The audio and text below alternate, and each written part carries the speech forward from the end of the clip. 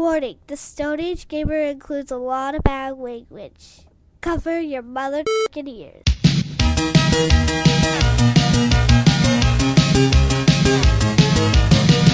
Good evening and welcome to the Stone Age Gamer Podcast. I'm Kris Randazzo and joining me tonight is Bearded Man in Blue, Dan Ryan. That is fucking scarily accurate right now. I am currently wearing a blue t-shirt, blue jeans, and I have a beard. I didn't do this script. What is this? I don't know. We're talking... Yeah, no, that's wrong. I said... That's weird, because I said that last week, and that was your response last week. Was it? Shockingly accurate, yeah. I don't fucking listen to the podcast, so I am a schmuck, and just repeat whatever. That's fair. Okay, but let's just leave it in and fuck with everybody. I did write a script, though. I did it today. Where is it? I don't know. Oh, this is weird. Yeah, I don't know. Well, hey, we're not doing the Alpha Super Series. We're going to be... fuck off! I don't know what's going on. My script disappeared. But anyway, we're talking about... All right, well, that part of my notes stayed around, but not the intro. Oh, that's going to drive me crazy. Well, we're talking about there was a whole bunch of news. There was a Nintendo Direct, there was a PalyStation State of Play, and we're going to talk about those things tonight. Imagine I said a question that was clever, and the Stone Age Gamer Podcast starts now.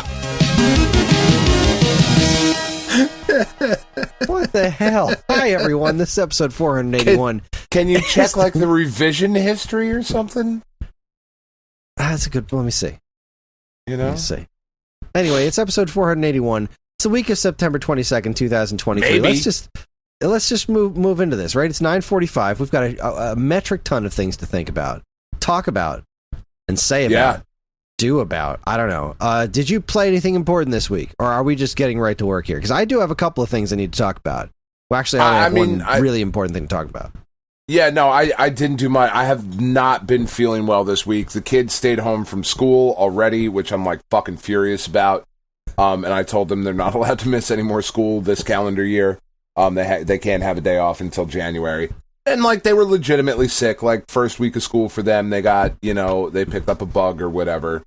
And then they passed it on to me, and I've not... Today is the first day that I have felt better this week. So I have fucking, really done nothing. I haven't played much Snap or Pad or the show or See a Star. I've done almost... I watched Ahsoka. That's what I've done this week. Nice. Well, that was at least fun, good. Right? Yeah. Oh my god, it was so good. I've been really loving the hell out of that show, but yeah, neither here nor there. Let's see here. All right, so yeah, I did play more Sea of Stars. It continues to be wonderful. I got a new character. Have you gotten the new character yet beyond Garl? No. Okay. Oh, the girl? The researcher? No, the other playable character. Oh, no, not yet. Okay, now I won't say anything more because I don't want to spoil anything. Not that, I mean, look, there's not much to spoil. Once this character shows up, you're like, I know exactly who you are. Right. The disguise was fooling no one. But what this character is able to do is extremely cool. So I am just loving the hell out of that. No, this game is wonderful. It continues to be great. I wish I was spending more time with it, but it's been a busy week. I have done a little bit more Vampire Survivors. I've played... God, Vampire Survivors is so fun. It doesn't stop being fun. I fucking love that game so much. I just played it so recently, and I'm having so much fun playing through it again. I'm most of the way through. I think I'm 3/4 of the way through Making of Karateka. I just got to the part about the soundtrack. There's a whole... there's basically an episode of Waveback, in there. There's that's awesome. That's what I'm on. It's 15 minutes long or something, so I haven't gotten to it yet. But it's they have somebody from a video game music podcast basically breaking down the original Apple II soundtrack, which is so fucking cool. I can't wait to listen to it. I just haven't had the time to do that yet. But the most important thing that I am still feeling the physical repercussions from, I beat Ring Fit Adventure. Nice. Holy shit. All right, so I haven't played it in a long time. It's been weeks and weeks and weeks since I've played it for various reasons. But kids are back in school, schedule is leveling itself out, so it's all right, I am going to get back into this. Let me take it easy. Just play something small in Ring Fit Adventure and get back to work. I have about 20 minutes to a half an hour tops that I can spend on this today before I have to get back to work. I turn it on, and then I realize that the only thing left for me to do is the last level of the game. It's like, shit, I'm at the final boss. All right. Well, god damn it. All right. Let's see what this is all about. How long could it possibly be, right? This is an exercise game. I know it's the final boss, but like, how hard could it be? How much harder could it be than the rest of the things that I've done so far in the game? The answer is a fucking lot. This was a grueling hour-long battle. Oh my god. It was a solid hour of... It might have actually been less because I had to stop between his second and third form. I had to stop because I couldn't physically do it anymore. I had to take a break for like 10 minutes just laying there on the couch like, fuck. I can't believe how hard this is. Like, getting up to him was so many squats that I couldn't walk the next day. I couldn't go downstairs. It was like... been there. It was so many squats. And then, like, I get to the Drago battle, and I know I'm pretty well over-leveled because I have significantly trounced every battle up to this point. Like, the hard part of this game for me has always been the stages and the running and the exercising like that. The actual doing the exercises to beat win the fights has occasionally been physically taxing, but like in a good way, but it's never been so much where it's like, oh shit, this is hard. The parts that are hard are the parts of the stages where I have to do like hold this squat for a solid minute so you can ride this thing, or keep holding the ring pulled apart over your head for a long period of time so you can ride this roller coaster thing. That's the part of the game that's always been hard. Right. So you have to go through this whole chunk of a stage before you even get to Drago, which is a shit ton. I mean, I'm talking about at least 70 squats just to get to him. Oof. In addition to all the flying things and pulling things, like every trick in the book you have to do in rapid succession just to get to the battle. And then you get to the battle, and he keeps doing these things, like sometimes you'll do a boss battle, and specifically with Drago, they'll jump into the background and they'll do a thing where they'll start throwing things at you. And you need to like use the ring to either like go super fast to blow up the things that are coming at you. And when I tell you that it's usually like 3 or 4, maybe 5 things at a time if it's getting really crazy, but that only happened once in a blue moon. It is a constant barrage. It is the machine gun from Contra of just things flying at you. And it is not for like... It's not for 20 seconds, not for 30 seconds. It's for at least a minute and a half of solid squeezing the ring as fast and as hard as you can to prevent these things from just beating the shit out of you. He's throwing crates at like machine gun speed, which is insane for a long period of time. And then when that's done, he's got like 6 life bars or something you got to make it through. And then you finish all that. I'm like, all right, I did it. I'm done. Of course I'm not done. This is an RPG and it's the final boss. Of course he has another phase. Starts glowing. All the life bars come back. And I'm like, fuck. All right. I did one move and then I just collapsed and stopped. I was like, everything hurts. I can't fucking do this. I just need to take a break. So I took a big long break and I came back and I was still really sore, but I did it. I finished it. I beat his ass. And then the screenshot, and I posted this on social media, the screenshot like that I took, like you beat the game and you go through the end of the story, but every time you finish playing this game, there's this like the kind of like this game's version of the Wii Fit trainer is this kind of goofy faceless figure called Tip. Okay. And like Tip does all kinds of weird things. He looks like the something on like an airplane warning card or something, like a completely soulless figure, but every now and then he'll just do something completely bizarre, like he'll turn the ring on its side and start pulling confetti out of it and throwing into the air, or like he'll stand there and like fall asleep or trip on his way out to walk into you. As soon as it gets to Tip is doing exactly what I'm doing, just laying sprawled out on the floor. Like, oh, fuck. I have never felt more seen by a video game before. But I did it. I beat Ring Fit Adventure. There's still a ton of stuff to do. There's like, I think I can start the game over again and play on a harder mode. So it's kind of like a new game plus. Like I get to keep my levels. There's a bunch of other hidden stuff to go back and unlock. There's just a ton more to do. But I had to take the rest of the week off because I could not physically bring myself to play it again. I did Wii Fit the following day just for the stretching. I was like, I have to at least stretch. So I did a lot of stretching just to kind of get myself moving again. And then today was the best that I had felt in a long time. So I decided to blow off work and just spend hours upon hours doing all of my yard work. Huh. And I discovered something. Remember a week or so ago when I was talking about my trencher? And I said, it seemed to me like I had worn down the blade, but that doesn't seem right. Now, I feel like I got the hang of it. Well, I tried it again today, and I'm like, all right, I made a mistake, and I accidentally rolled off onto the sidewalk, and then it's sitting there on the sidewalk, running, and there's like a few sparks, but for the most part, it's just spinning. I'm like, well, that's not right.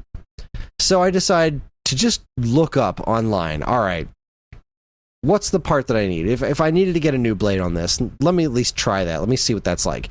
And I brought up the trencher that I got, and I saw the picture of it, and I looked at the blade, and I was like, oh my god, that doesn't look anything like what I have. And then I looked up the blade itself, and like, I have lost, from the size this blade is supposed to be, I'm like at least 1.5 inches to 2 inches on either side. Oh, that's big. I've lost a lot of this blade since I got it since I did the first run of trenching. So I ordered a 2-pack off Amazon, which are showing up in the mail tomorrow. And I believe my trencher will be exactly what I want it to be once again. Yeah. So I wasn't wrong. I wasn't crazy. I did wear down the blade so much that it doesn't really do anything anymore. 2 inches, 2 inches, whatever the fuck that is. 2 inches is a staggering amount. I feel like it must have just broken at some point. Like, instead of just being worn down, would have had or were you like, were you using it on rocks? No, I was just using it to dig through. I was trying to dig new fucking lines in the concrete sidewalk. Like, that's what it sounds like you were doing. I was just digging around, digging the trench lines where they're supposed to be, and there was a lot of challenges involved in that, and there were a lot of points where I hit the concrete because I was like, sure, all right, here's where the end of it is, and then I'd start it up and be like, oh shit, there's like another inch of sidewalk behind here. I thought that's where the sidewalk ended, but I was wrong. Like, that kept happening, and I guess I just... I was wrong, Shel Silverstein. Seriously. It's not where the sidewalk ends. Not at all. So, I'm not crazy, and I did fuck up my trencher, and maybe even the blade that was on there when I first got it wasn't... Because, this wasn't like a brand new one. It was an open box thing that Karen got for me, so like... Oh, well then definitely. Yeah. It probably didn't have a fully formed blade on there to begin with, but it wasn't. Either way, it wasn't a fully engorged blade yet. It was indeed. I like how you just barely could get through that. That was good. All right. Well, I guess so we should do? Let's do a state of play here, and then we'll do Nintendo Direct after the break. Does that sound fair? Because state of play was pretty short. It really was. Like, see, that's the thing, Chris. I get excited. Oh, I'm fucking wheezing because my allergies are so fucked up right now. Like, that is where I'm at. I'm so fucking angry. I get excited every time that they're like, oh, state of play. I'm like, fuck yeah, this is going to be dope. I'm very excited. And then it's like, here's 15 minutes of some bullshit. I'm like, man, you guys fucking suck. I don't know. I mean, look, it wasn't terrible, but it just wasn't enough. Comparatively speaking, to come out on the same day as the Nintendo Direct, it was like, fuck you guys. I don't think I can overstate that there was no better way for them to start this state of play. I am so excited. I just fucking with my fucking grapple hook. This Baby Steps game, I'm just... I don't even know. This looks amazing. Yeah, I was I was watching it with the girls, and both of my kids were like, "Dad, did they make a video game about you?" I was like, first of all, fuck you, I think. Second of all, yeah, I think maybe they did. Pretty excited about it. The voice acting is killing me. Like, this guy, whoever they got to voice act this main character, like when he's talking about the grappling hook and everything, and I'm like, I can barely walk. How am I gonna do this? Yeah, this game looks so fucking silly. No, I was just out for my morning run. Road's out. You just grapple it with your grapple hook thing. Grapple point. Oh yeah, just a fucking grapple and hook it. Yeah, I'm super into it. I'm in. I laughed pretty hard at sold. This game looks great. I'm like $20 sold. I'm not like $30 sold. I'm not $40 sold. But like $20? Yeah, I think so. I mean, I don't. Is that how much this is going to be, or have they devved it? Oh, I don't know. Yet? I'm just putting that energy out into the world because, I mean, how much could it be? How much of this could there possibly be? This is not a 60-hour epic. The Nintendo pricing book. Who the hell knows? Oh God, yeah. We'll get there. It's not going to be a 60-hour epic game though. Like it's going to be a couple out. Like I feel like this is a very Untitled Goose Game kind of price point. That would be great because this does kind of remind me of that degree of silliness and that degree of like this is how long this will stay entertaining. This will be fun for a little bit. You're not going to play it for like 8-hour sessions, and as long as you don't overstay your welcome with it, it'll be every bit the brilliance that Untitled Goose Game was. I do think this has every. It's weird that this is what they started with, like that they kicked off a state of play with something this absurd. But, okay, good on you. I mean, very happy. Sony is pretty well versed in absurd. Mr. Mosquito and fucking Mad Maestro and that shit. And that wasn't PlayStation. They were on PlayStation, but that was IDOS. This Baby Steps isn't PlayStation either. This entire thing was third party. Well, except Spider-Man. Well, oh yeah, I suppose that's fair. But Sean Benson comes out. No, the guy who's making that game, the Baby Steps, made some. I can't remember the other game. Katie was like, "This really looks like the fucking blah blah blah," and she was like, "Oh yeah, same creator." So apparently, like he makes silly things. Vanity Foddy. I know there's another game. Getting Over It? Yes. Getting Over It. Yep. There it is. Yeah, she was like, this looks like Getting Over It. And then the dude's name popped up. And she was like, oh, it's the same guy. Fuck. That makes sense. Fantastic. Yeah. So, then the host comes out. It's a woman named Sean Benson. And she's wearing a PlayStation Blue shirt. It's the exact blue that a PlayStation 2 box was. It's like, that's a great color.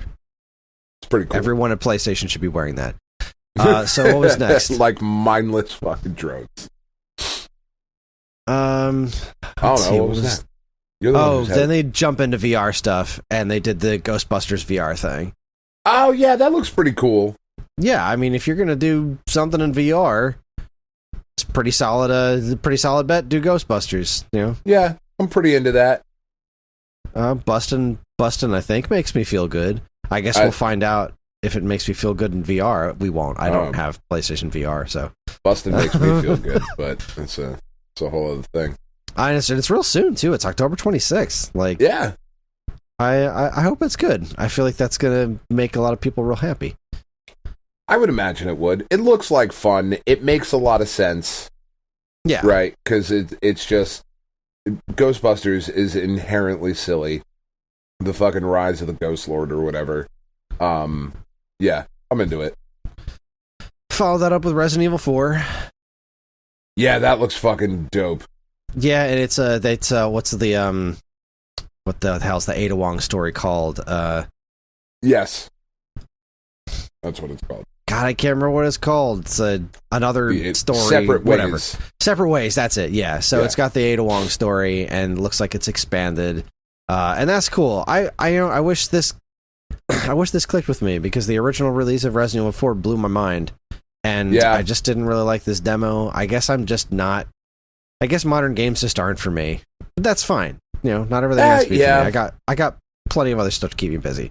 And I'm really glad this is doing as well as it is. And you're getting Mercenaries, you're getting the Separate Ways, you're getting VR stuff, and then you get... I am really curious to see how that game would play in VR. I assume it'll play just like the Resident Evil 7 and 8 did.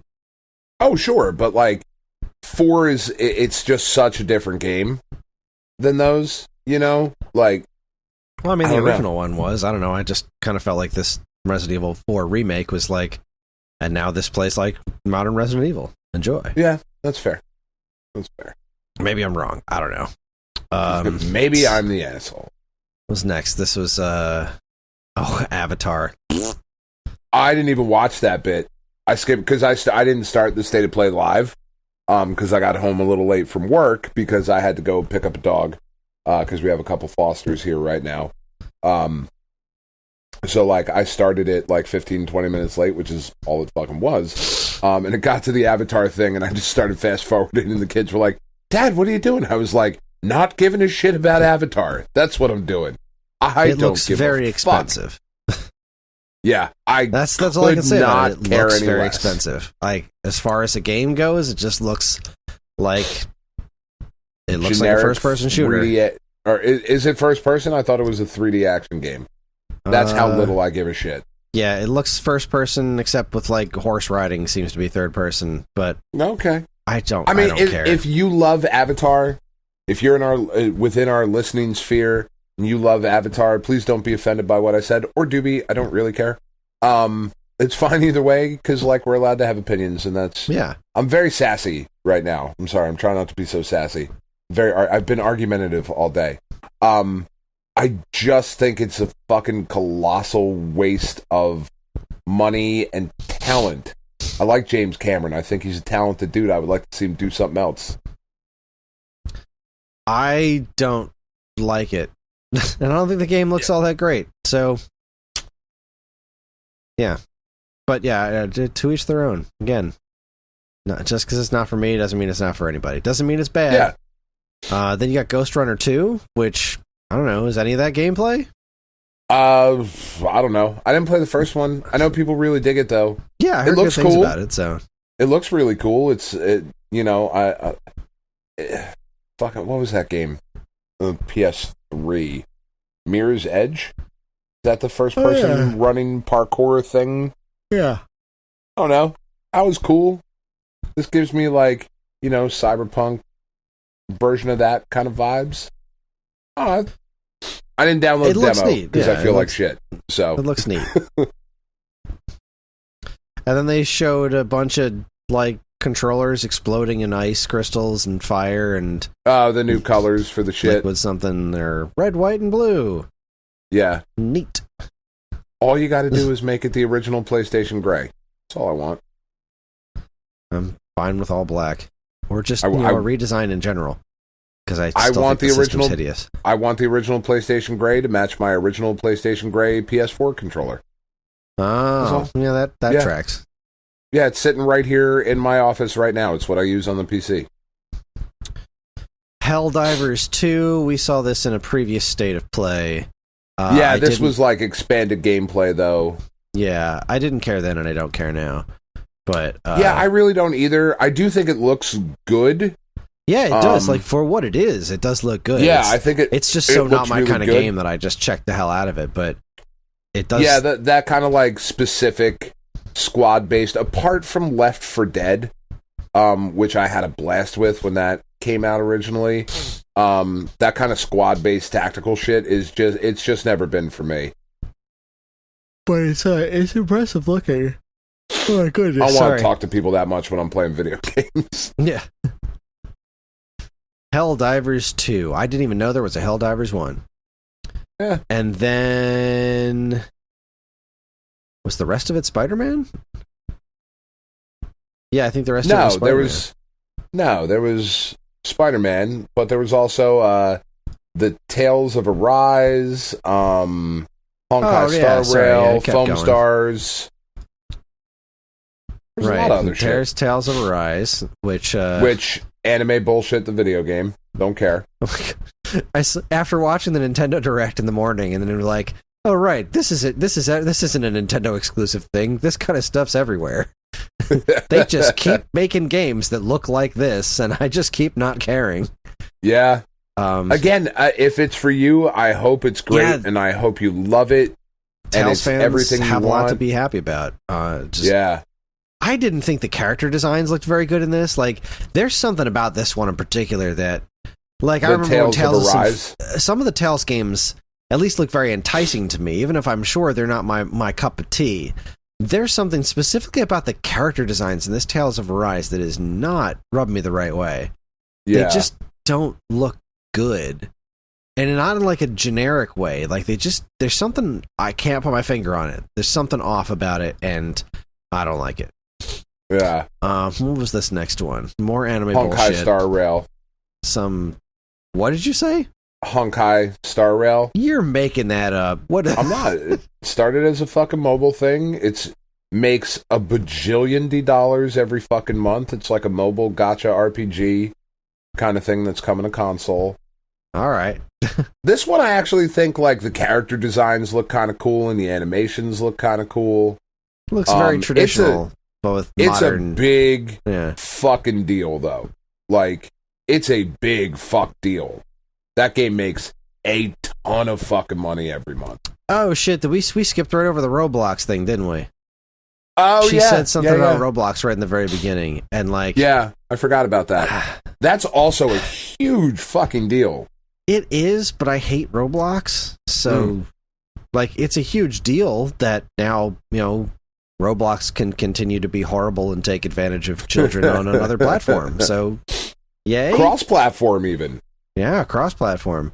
I mean, Roblox, I personally just think is a scourge to humanity. But hey, you know, they get they get to make $1 bajillion off of, you know, kids, child labor basically, and they don't really have to pay them for it, except they can pay them in Robux, and they can. Basically have them gamble with a fake stock market, and it's just awful. It's just pure, down to its core, take advantage of children, make me $1 billion awful.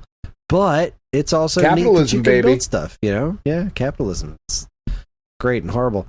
Foam Stars, hey, what's up with not Splatoon over here? I think this looks really fun. As a game that is so clearly like, that is Splatoon. Let's make Splatoon. Using foam, that's a genius move. It is a brilliant move. I think it looks super duper fucking fun. It's absolutely hilarious how Splatoon it is. It's like, they're not even trying to hide it. You can surf on the foam exactly how the squids can swim through the ink. Like, it is ripping it off wholesale in just enough difference to make it like not copyright infringement. And bless them for coming up with something that actually looks decent. Like, it doesn't look like... I'm cool with it. It's so obvious a ripoff, but not necessarily in a bad way. Yeah. Like, I don't think it's ever going to be as popular as Splatoon. No, I don't think so. I don't think it's a great name. Yeah, it's not a great name, and it doesn't have Splatoon's style, which is a big part of, especially in Japan, a big part of its success. Like, nobody's going to go see a concert for these generic-ass characters, but... Yeah. But gameplay-wise, I think it looks really fun. The stages look really cool. Like, I'm sure this is going to be fun, and it's going to carve out its own... who's making this? Square Enix. Square? What? Yeah. Square. They don't make bad games. They don't make games that I love all the time, because some of the shit isn't for me. But I don't know that they make bad games. You know what I mean? I don't know. I feel like they do make bad games. I feel like they make bad games a lot more often than we give them credit for. But I can't think of any examples. Didn't they just make like a live service game that they dumped a bunch of money in and killed after 6 months? Square makes bad games. They do that. That's fair. I don't know. The Avengers, was that Square? No, that was... Yeah, that was Square. Or was that Squeenix? Was that Square? No, I can't remember. That was, Somebody did that. Crystal Dynamics, maybe? I don't fucking remember. I don't know. I should know this shit. We're terrible hosts, Chris. Start talking that about was Square. new shit. Yeah, Square Enix. It was Square. All right, yeah. It was developed Square. by Crystal Dynamics, who at the time was owned by Square. So it was like, right. It was a Square deal. Ha! Square deal. See what you did there. All right, because they didn't end on Spider-Man. Game, they ended on. They ended on Final Fantasy VII. Yeah, which looks fucking crazy. Like those two, out of all the shit they showed, Final Fantasy VII. What's the second one being called? I fucking forget. Final Fantasy VII Rebirth? No, that was the first. Sure, one? Why not? I don't know. No, this is Rebirth. Yeah, Final Fantasy VII Rebirth. This looks fucking great. I'm very excited about it. It's fucking. It just looks incredible. The kids were really excited when they saw the Segway. They're like, he's on a Segway! Like, they were fucking... It's like, all right, that's a weird thing to be excited about.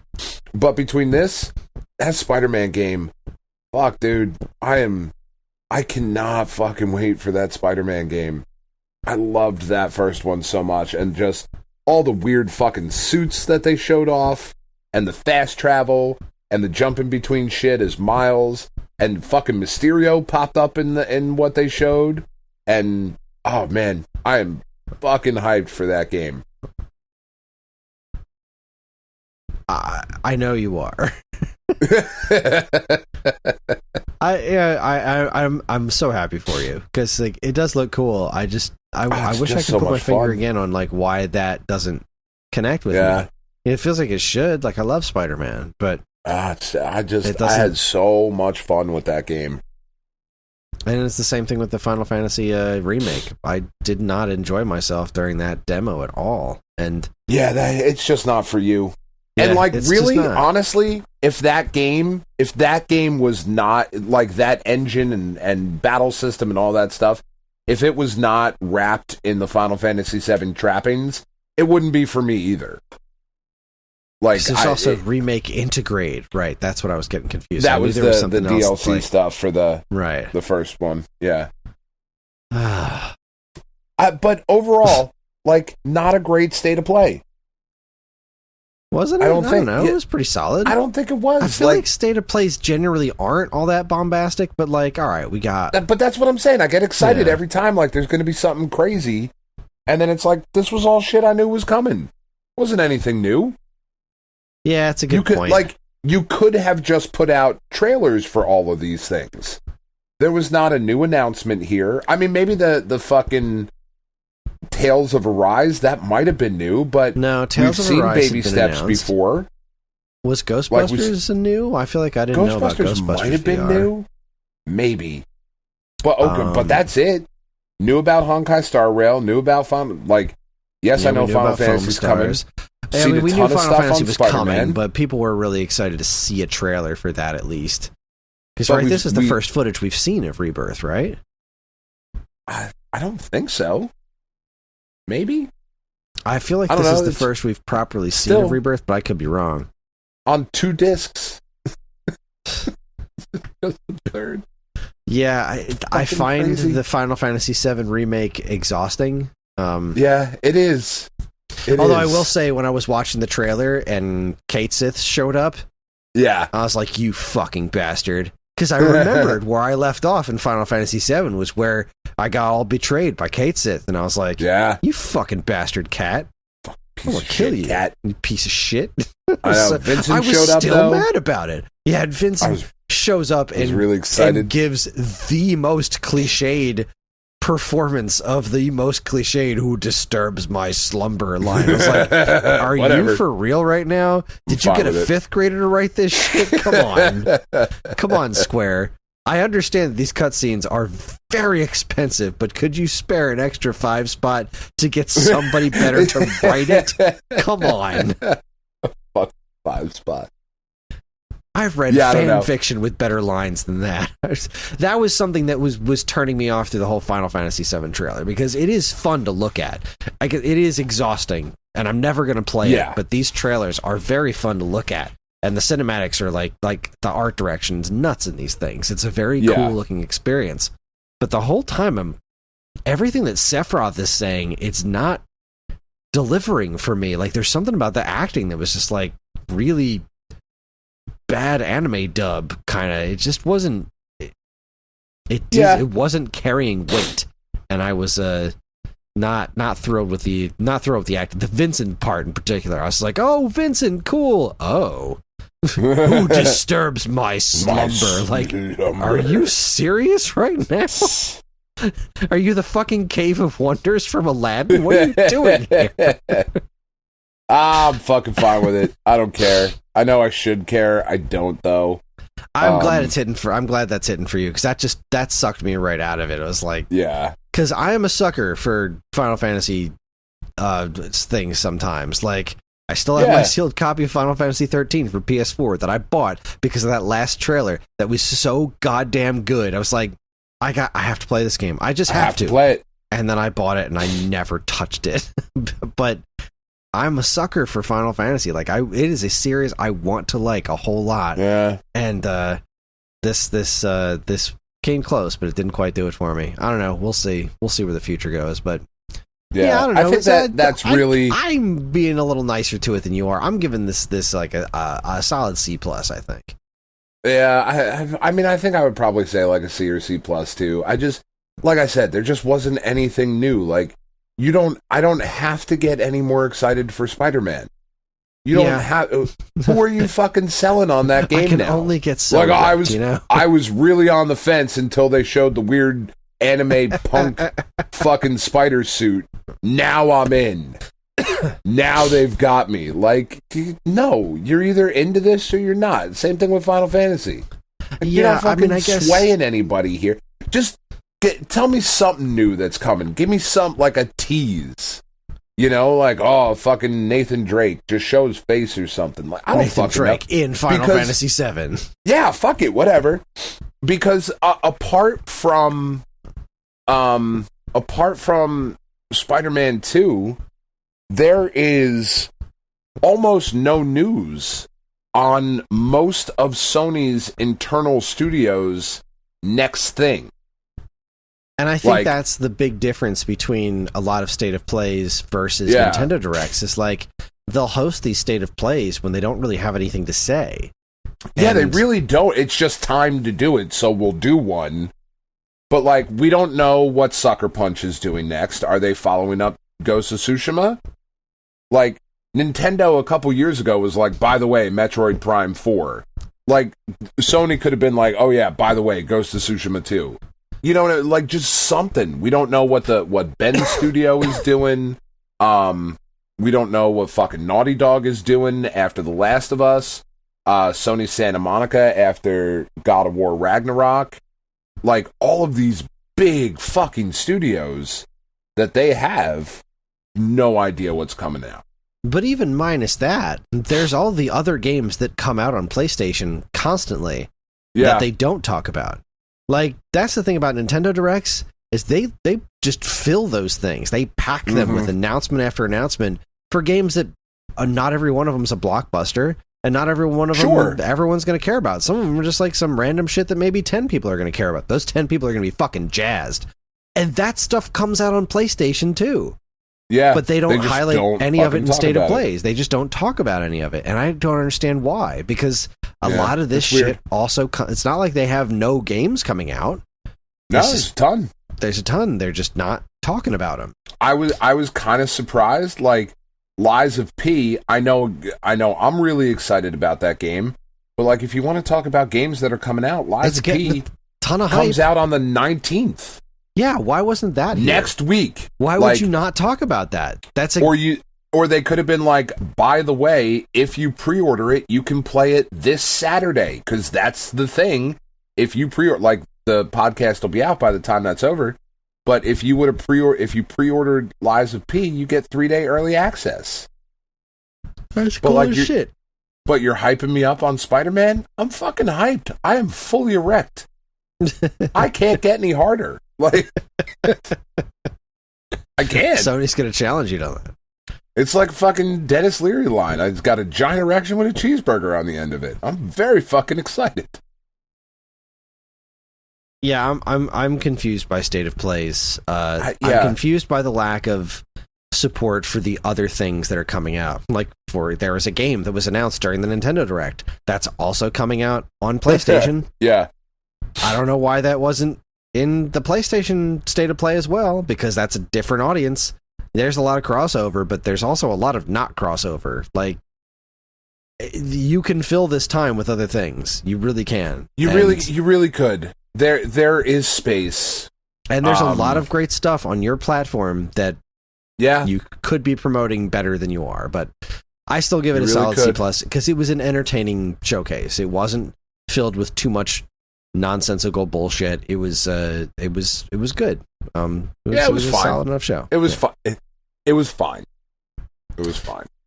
And on that note, we're going to take ourselves a quick break, and when we come back, we're going to break down the massive, crazy Nintendo Direct that seems to be aimed directly at me. Yeah, they were like, Kris, we're kind of feeling like he's cooling off a little bit, and we need to heat him back up. Because I feel like there's a lot of people out there that were like less than impressed with this Direct, and I get that, but I thought it was great. Yeah, I thought it was fucking phenomenal.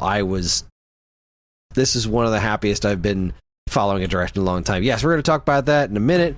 You're listening to the Stone Age Gamer podcast from DK.com. Real quick, before we do that, did we know this already? Plumbers Don't Wear Ties is like the pre-orders are up. I don't think we knew the pre-orders were up, but okay, yeah. The special edition, the definitive edition, collector's edition is what it's called, of Plumbers Don't Wear Ties on limited run games, is $90, you fucking maniacs.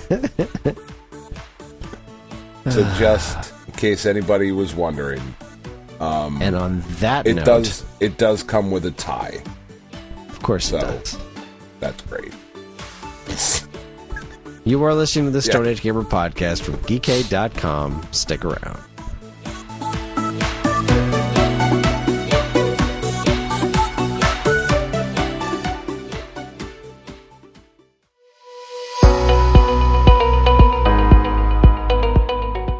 Hi everyone, Kris here. Podcast listening is free, but podcast creation is not. That's why the Geekade Patreon exists. In an effort to help us pay the bills, we've got a Patreon page set up where you can gain access to our monthly podcast topic schedule, get early access to many of our shows, and more. If you'd like to help support Geekade and keep these shows running week after week, head over to the Geekade Patreon page, linked in the show notes of this very podcast.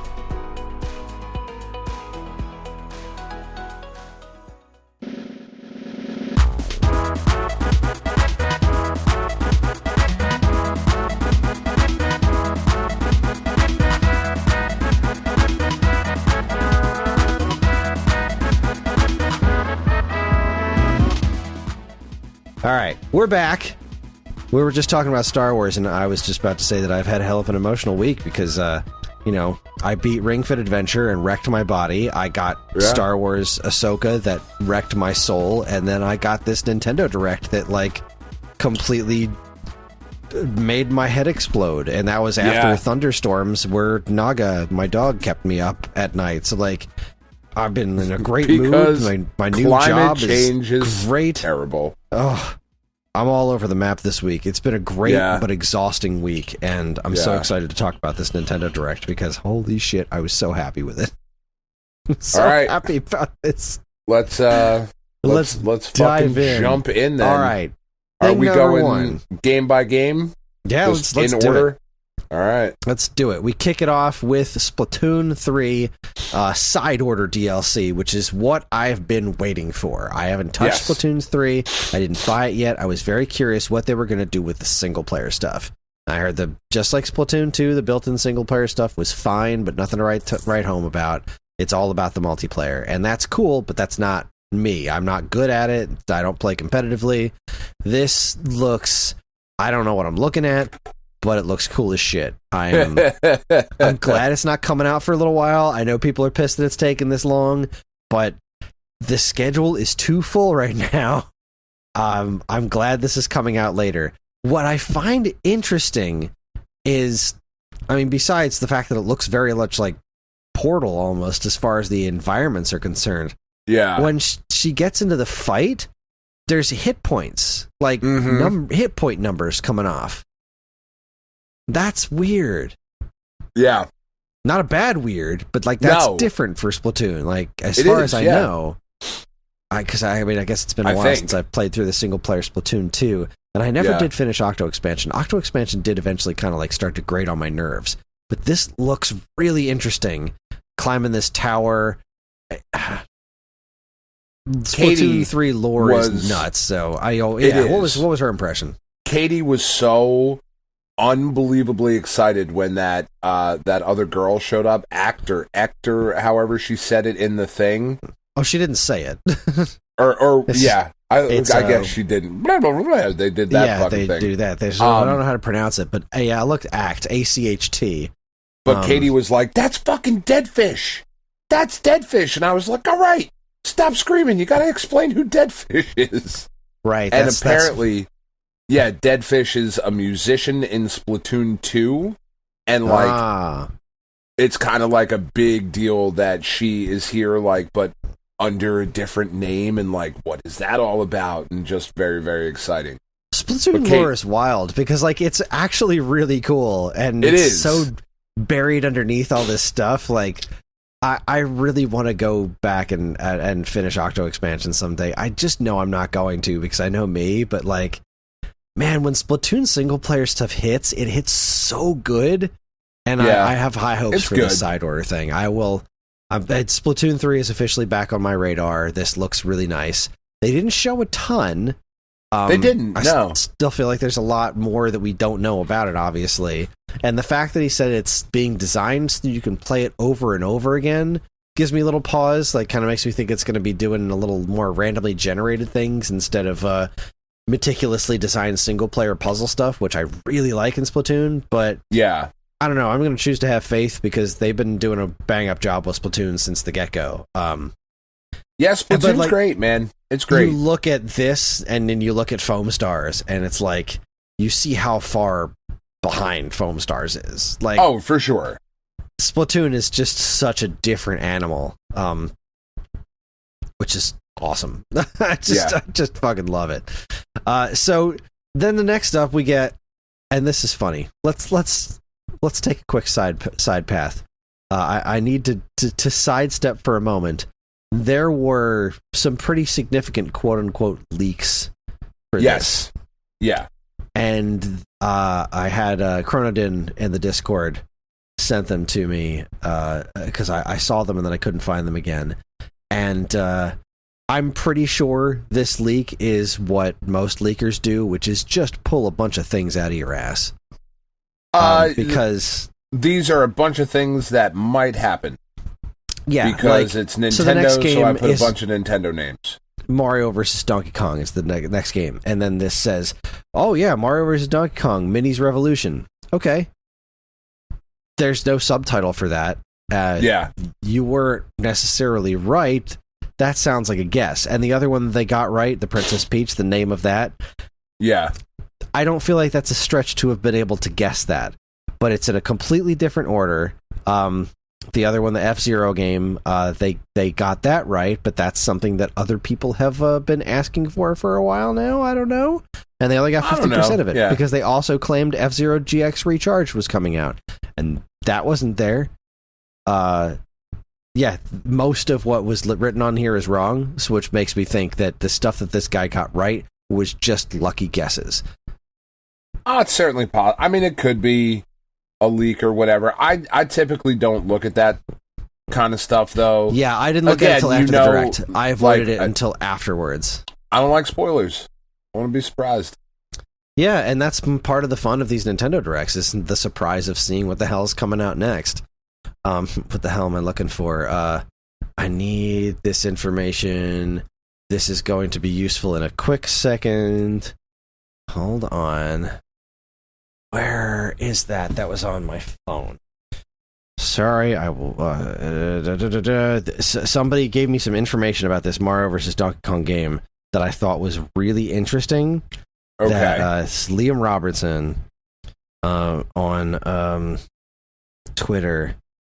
Oh my god, why can't I find him now? He's not showing up. Was Unseen 64? No, what is the thing that he does? It's Beta 64. Damn it, why can't I find him? I search Liam, and it's just like, here's a bajillion other Liams you don't know. But this guy that you follow, we're not going to show you anything that he's posted. Fuck that noise. God, Twitter is so bad. Twitter has gotten so much worse. Kris, X is bad. Whatever. It's Twitter. It's always going to be Twitter. It's never not going to be Twitter. No, you got to send an X on X. NST. All right. So the next game on this list is Mario vs. Donkey Kong. It is a remake of the original Game Boy Advance Mario vs. Donkey Kong, which I think is super wild. There was a period of time where Mario vs. Donkey Kong games were just getting announced constantly, and I lost every shred of enthusiasm because they were all about the minis. They were just like these weird minis games and like mini sort of a toys play and, like, on Lemmings, kind of, and I just didn't think they were all that fun. They were neat-ish, but they were so disposable. But the first Mario vs. Donkey Kong is a direct sequel to Donkey Kong 94 on Game Boy. Right, which is an incredible game. It is. This is a great game that I really hope people play, because it was kind of held back a little bit by its Game Boy Advance-ishness, I think. Yeah. Back in the day. Like, I mean, clearly it did well because they made a bajillion sequels to it, but like, whenever I go back to replay it, it's just so crunchy, and the visuals were kind of garish. And they really kind of cleaned it up. It's not amazing. It doesn't look outstanding from a visual perspective, but it reads well enough to get these puzzles solved. And it's the core game that it's based on is really freaking good. Yeah. So having this one come back in a modern form with like real animations and stuff is great. But what I didn't realize that this is a game being made by Nintendo Software Technology. And this is, according to Liam Robertson on Twitter, this is their first major original project in over 10 years due to the debacle with Project Hammer. So like they're back with... What was Project Hammer? Give me a Project Hammer TLDR. It was a Wii launch game that never happened. Okay. It was supposed to be like you're this big gritty dude swinging a giant hammer, and like it was really cool looking. But then everybody who played the demos at every event that it was at for years was like, it looks cool, but it's not fun. And then it eventually got canned. But okay. Cool idea that just never stuck. But yeah, this Mario vs. Donkey Kong, man, talk about another thing that speaks directly to me. I was like, oh man, this game's fucking great, and it looks so good. Like, it doesn't look like a crappy GBA game. Now, the fact that this is getting a physical release for $50 goddamn is a little out there. I'm not saying I won't pay $50 for this, because we've had, if I think about it, I'll get $50 worth of enjoyment out of this, but I don't know about $50 for this one. Seems like a big ask. Yeah. For the kind of game this is. 40. Yeah, 40. $30. 30, sure. 30 would be great. 40, like 30 was what the GBA game cost. 40 for an HD fully remade from the ground up of this kind of game. Yeah, I think 40 is the sweet spot for this game. $50 seems like a real ask for this kind of game. It does. I'm not saying I'm not going to pay it. Really good. It does. This is a great game that is well worth $50, but I just don't know that this one's going to sell super well. But then again, maybe it's been long enough that the stigma of the Mario vs. Donkey Kong minis game onslaught, that people going into a store and seeing a game called Mario vs. Donkey Kong are going to be like, oh shit, yeah, sign me up. That sounds great. I was super into this. This looks really cool. Yeah, like, I have to assume that, I mean, God, when did the Game Boy Advance game come out? What's your guess?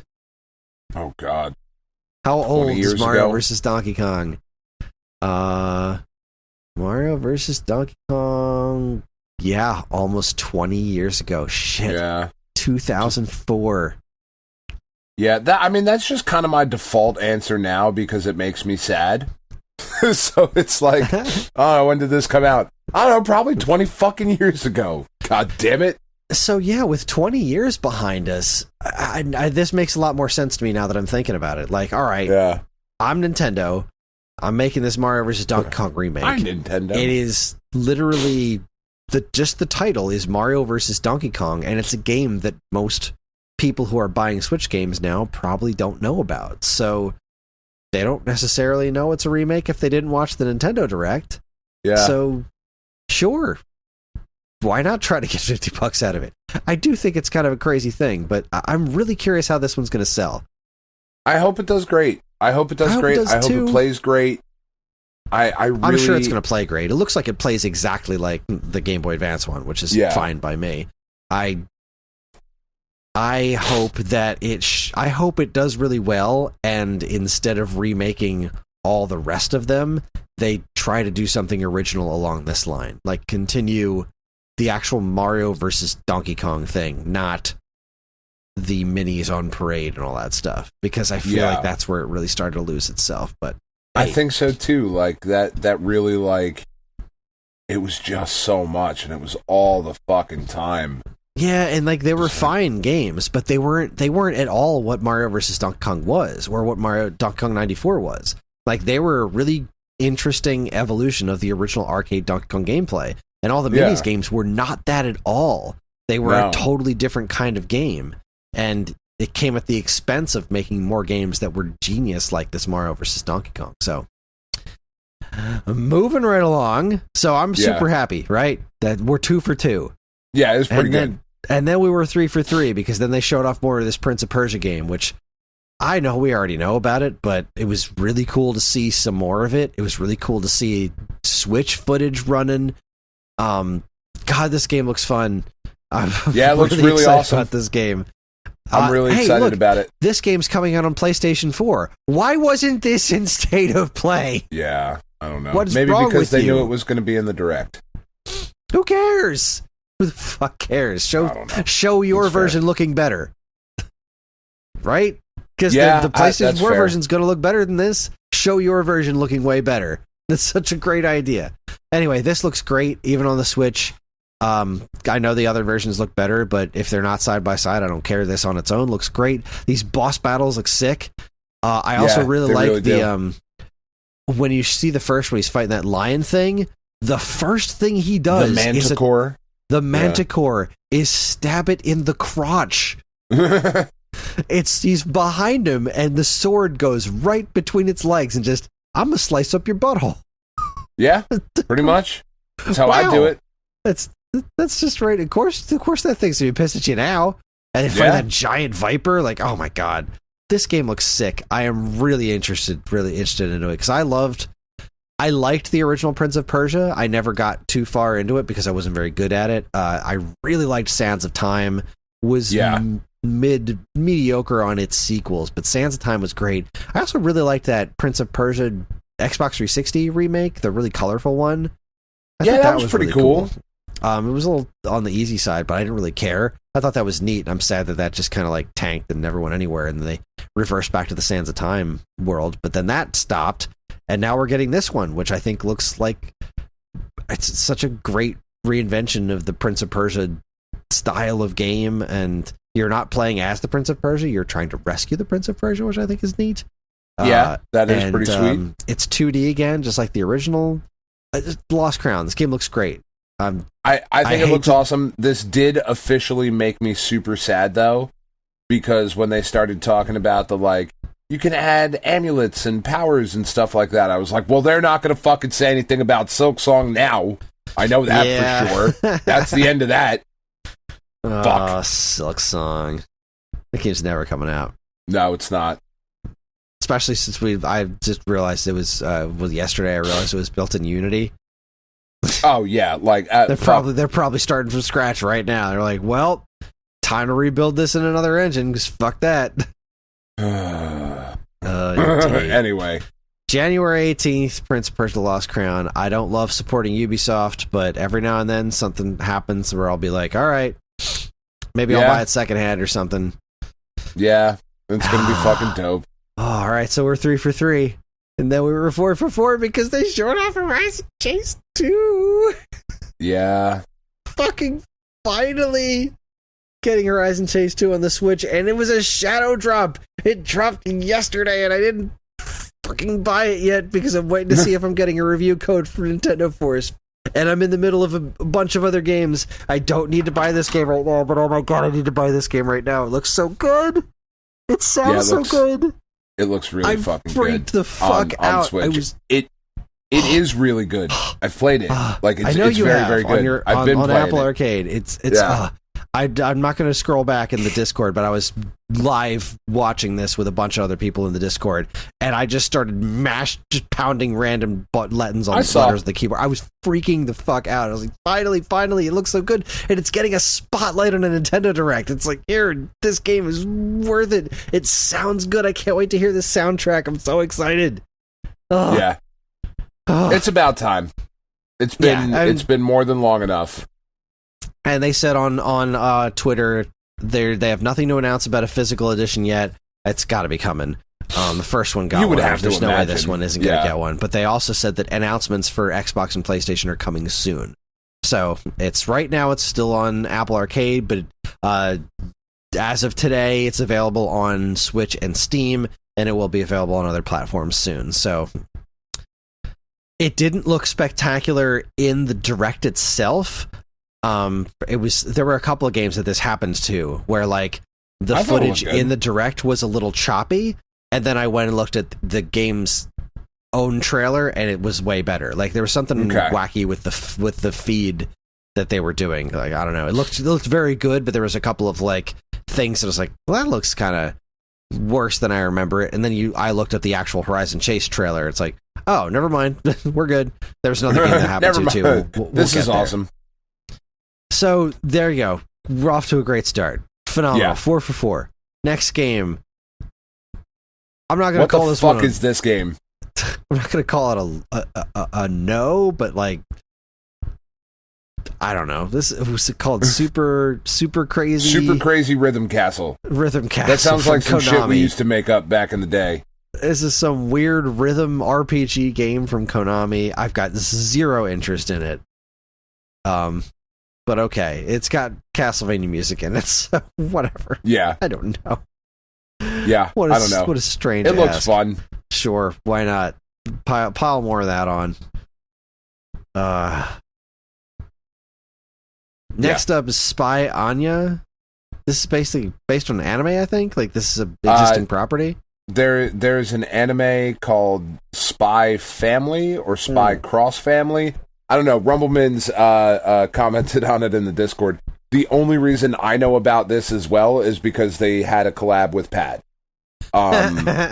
That's literally the only thing I know about it, is that I have a card of this character in Pad. Apparently, amazing. It's a super popular anime, though, and people were like really excited and happy that it came to the North American Pad server, because like it's a pretty Japanese style anime that we don't always get everything, you know, right? On Pad, and especially things that are like, I don't know, who the fuck knows about this. Apparently, like, some people do. Like, there was a couple of people in the Nintendo Force. We're talking about, you know, once the Direct was over, there were a couple of our writers that were just like, "Fuck yeah, I want to write about this." Okay, fucking cool. Standard nerds. Love them. Yep. So that was neat, I guess. You know, so there's that's two games cool in a row that aren't for me, but I'm still catching my breath from Horizon Chase. And then the next one, we get a closer look at Mario RPG, and holy shit, I'm just... Yeah, this looks pretty good. I couldn't be more excited about this, but as great as I think this looks, the music fucking killed me in this trailer. I love the Mario RPG soundtrack so much. It is one of my absolute favorites of all time. And everything I'm hearing about this sounds so good. I finally heard the battle music in this trailer, and it sounds so good. It sounds so good. The Booster Tower song, like actually being played with a saxophone, sounds so good. And they're adding stuff to the game, and I know I think it was Trashman in the Discord. Somebody in the Discord was pretty upset about the stuff they're adding to it, saying that they're making an already easy RPG easier. I'm fine with it being an easy RPG. I don't really play this game to be challenged. I play this game to kind of relax and have a good time. So it doesn't bother me, but I do understand the notion of not being thrilled about it being easier. Sure. Like, you can do the timed hits will hit everybody now, and there's like triple text that looks super cool that are unique to your party. But it has some sort of like extra mode afterwards. You can go back and re-challenge bosses that are like way harder, and I think that looks really neat. But the thing that, besides all the music, I'm watching the trailer, and one of the last shots of the trailer is Mario standing outside of a door. It says, "Look, the shiny stone is reacting." And I said in the Discord, "Shit, it's the Culex door!" Because like that was a big question surrounding this remake. Like, what are they going to put Culex back in there? It was the the hidden boss that's a joke on Final Fantasy, basically. And if they do put Culex in there, what's it going to look like? So clearly Culex is going to be back in it. That's exactly what this shot is telling us. And I'm so curious what that character is going to look like. Is he going to be all like HD 2D, like Octopath Traveler? Is he just going to be a 2D sprite? Cool. Are they going to fully re-render him? Or is it even going to be Culex? Or is it going to be like fucking Sephiroth behind that door? Who knows? I'm really jazzed. This looks so good. I want so many more remakes like this. And I can't even say so many because there aren't a ton of games that have this specific look. But like, when you do a remake of an older game and you're just redrawing everything, that's something that can be incredibly cool, but something that can also go wrong. But there's a specific sect of games, starting with Donkey Kong Country, that were all based on pre-rendered graphics. And those pre-rendered things, they existed as high-resolution things that then got de-resed down to like super chunky, super pixelated things. And to take those games and basically just like pull back all that filtering off it and see what it was actually supposed to look like, I think that's a really awesome thing. It's like the stuff that Sam Miller did with Donkey Kong Country soundtrack and all those other Super Nintendo soundtracks, where he's finding the original sound fonts and recreating them how they would sound without any compression. I want more stuff like that. Like, I really want what they're doing to this game to be applied to the original Donkey Kong Country. I want that so badly because I want to see that game look the way it looked in its artwork. I want to see that on screen. I want to see the unfiltered of all that CG. And that's what this is with Mario RPG. It's so cool to see it this way. Like, this is a remake that I find so incredibly necessary because while the original game is still super playable, it is always going to be high resolution art that has been hyper pixelated. And not in a way that we're like, this was drawn to be pixelated. Yeah. Like, that looks cool. I'm a fan of that. Yeah, I'm so into this, and the music sounds phenomenal. So we're right back. I can't stop thinking about Donkey Kong Country now. Right? Wouldn't that be amazing? Fuck you for making me think about that, prick. I think about it all the time. It's the last thing I think about at night. The first thing I think about in the mornings. So yeah, we're doing great here. We're doing fucking great. Like, I'm like jazzed about everything, and then like we get two short things that I don't really care about, and then we're right back into it with Mario RPG, just smacking me around. And then this next one, another code. I recognized it almost immediately. I'm like, is this fucking Trace Memory? Holy shit! Yeah. They're making a new Trace Memory game? No, they're remaking the original Trace Memory. As another code, which is what its name was everywhere else in the world. And they're bringing another Code R as well, which was the Wii sequel that's supposed to be fucking phenomenal that never came out in America. I played like an hour or two of the original Trace Memory on DS, and I thought it was super interesting, and then I got sidetracked by something else, and I never went back to it. That sounds like you. Yeah, it sounds like me. That sounds about right. I am absolutely going to buy this. I can't believe they're remaking this game. And, like, from scratch, looking like really nice. It's a very pretty looking game. It is. I don't know. I know nothing about it, and like I saw a bunch of people being really hyped for it. So I don't know. Maybe I'll give it a shot. Trace Memory was one of those DS like semi-early DS games that was coming out around like Phoenix Wright and under the Trauma Center, where it was like, this is a unique kind of game that we can now do on the DS. Yeah. So it was one of those like really creative, like playable novel kind of things, point and click adventure-y. So I'm pretty jazzed about giving this a shot again. Yeah. Oh my god. I can just, like when they did Famicom Detective Club a few years ago, it's like, I'm sorry, what? There's like 10 people. There's like 10 people who are jazzed about this, and I'm one of them, so don't get me wrong, I'm thrilled, but I did not see that coming in a bajillion years. That's such a cool thing.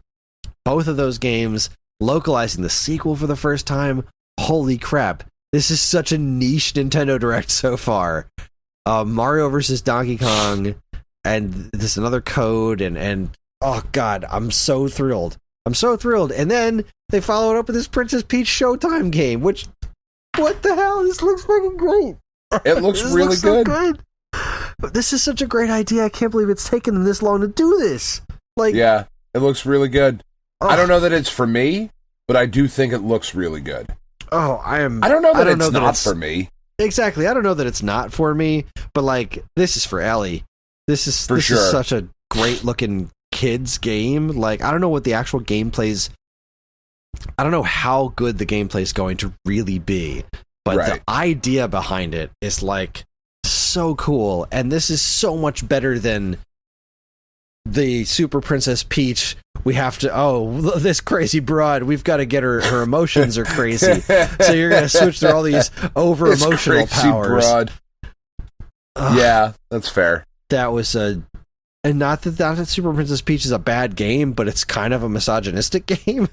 Whereas this is such a great idea. Like her changing into the different outfits and having all these different kind of gameplay styles, like Detective Peach and Sword Fighter Peach and Kung Fu Peach. She looks great. This game looks great. I mean, you put Kung Fu in something, and like I'm at least a little bit interested. At least got to give it a try. Yeah. I can't believe it's taken this long to get a proper Princess Peach game, because the character is so freaking popular. Like, how is it taking you this long to figure something like this out? But Peach, let Peach play dress up and go on a bunch of adventures. Like, come on, come the fuck on. Like, what are we doing here? It looked pretty cool. Yeah. I like the name. Princess Peach Showtime is great. I love the logo. That's a good name. Yeah. The logo's genius, with the P has the ponytail and for her hair and the crown on top. Come on. This is like, it's one of those things I can't stop looking at and be like, how is this just coming out now? How has this not been around since like fucking Nintendo 64? Like, yeah, that is a good question. Like, how is it taking so long to be like, you know what? Let's just make a good Peach game. Yeah, let's make a game about Princess Peach. It's a popular character that we own that's pretty damn bankable. Like, come on. Oh, all right. I'm already exhausted. So after... Thankfully, we only have a half hour left of this video to get through. Yeah, it'll be fine. It's good. Well, that's easy. This next one, we're getting another Saga game, because apparently Square just can't stop making these games. Yeah. I have always and will always hate the logo for Saga. Yeah, it's not great. It looks like it says Seiya, and nobody can convince me otherwise. That's not a fucking G, it looks like a Y. I used to work for a guy who thought it was salsa. Yeah, or that. Yeah, that it said Salsa Frontier. It definitely doesn't look like it says Saga. Whatever it looks like it says, it is not salsa. And not for nothing, fuck. It's not I don't Saga. think this game looks very good at all. This is similar to that Tales of Arise game on the PlayStation Direct. Yeah. It's like, this just anime bullshit, the video game. The good, if you love Saga, do not look very good. Super happy for you. Following that up, I really wanted the Tomb Raider. Why? I really wanted the Tomb Raider games on Switch. I didn't want these Tomb Raider games on Switch. I don't know why this is happening. I don't understand. It doesn't even look. The remake doesn't even look all that good. Like, you can upgrade to like maybe high resolution PS2 level graphics. Yeah, it's weird. It doesn't look good. It really doesn't. I loved those original Tomb Raider games. I can't imagine going back to them after having played the remake trilogy. Why I just can't imagine world? they hold any weight. I mean, I understand the historical significance of doing this. Sure. I get it. And Whatever. the fact that they include the original graphics sort of just like cleaned up, I do think that's neat. I think it's neat that this exists, but like, holy cow, I don't want it. I don't want it anywhere near my house. And also, I felt like this was a really weird announcement because it's not coming out until Valentine's Day.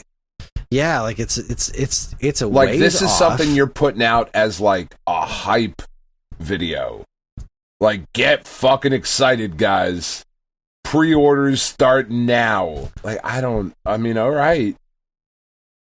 I really like Tomb Raider, but like, man. when you think Tomb Raider, what do you think when you think Tomb Raider? The remake trilogy. Do you think Nintendo? That too. I definitely don't think Nintendo. PlayStation. Because guess what? This is coming to PS4 and PS5 as well. Yeah, Why this maybe is it should have been here? in the PlayStation State of Play. Is it not in State of Play? That would have felt way less weird. Right? That would have felt way less weird. This is playing up on a PlayStation legacy right here. The Tomb Raider 1... Tomb Raider 1 was also on Saturn, but 2 and 3 are PlayStation games. Lara Croft is a PlayStation character. It just is what it is. Where that is. And I know that she's appeared on plenty of other platforms over the years. She's a PlayStation character. The soul of this, specifically these games. Yeah. The soul of this is very true. Very PlayStation. I was just so completely mystified by this, and I kind of expected to see them on the State of Play, and there's just no mention of them. And I have to wonder why. Good question. Detective Pikachu. Fuck yeah, Detective Pikachu. Yeah. Detective Pikachu's great. It was a great movie. I love that he drinks coffee. Yeah. Great. I'm not going to play it. Yeah, same I'm here. super happy it's here. I'm super happy it exists. I love it. I love looking at it. Being like, that's fucking cool.